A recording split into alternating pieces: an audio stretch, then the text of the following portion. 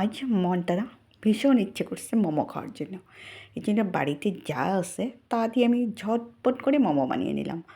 আপনাদেরকে দেখাই, আসুন কিভাবে বানালাম। এখানে আমি ময়দার ডো একটু তৈরি করে নিয়েছি, সেখানে একটু রিফাইন দিয়ে কিন্তু ময়দাটা মাখতে হবে।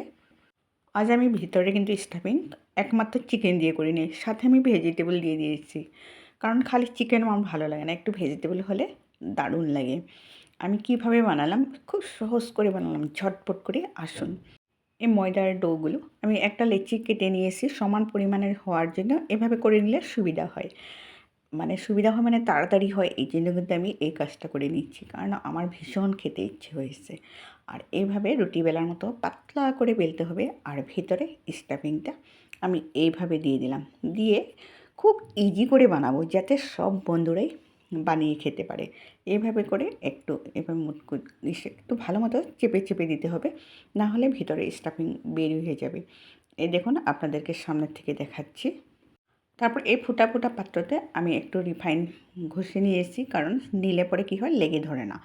আপনাদের সুবিধার জন্য আমি আর একটি আপনাদের সামনে থেকে করে দেখাচ্ছি, নাহলে ভাবতে পারেন হয়তো কি না নিয়ে আসছে, এমনি প্লেটে মনে হয় সাজিয়ে দিয়ে দিল। এইভাবে করে কুচু কুচু করে, তারপর আমার থেকে আমার মেয়ে কিন্তু ভীষণ ভালো করে আমার মেয়ে এইটা করে দেখাচ্ছে আপনাদেরকে। দেখুন কি দারুণভাবে করে নেয়, ওই ঝটপট করে নেয়। ওর হাতের কাজ, এগুলো রান্নাবান্না ওর ভীষণ প্রিয়। এই দেখুন, সবগুলো এভাবে করে আমি রেডি করে রেখেছি।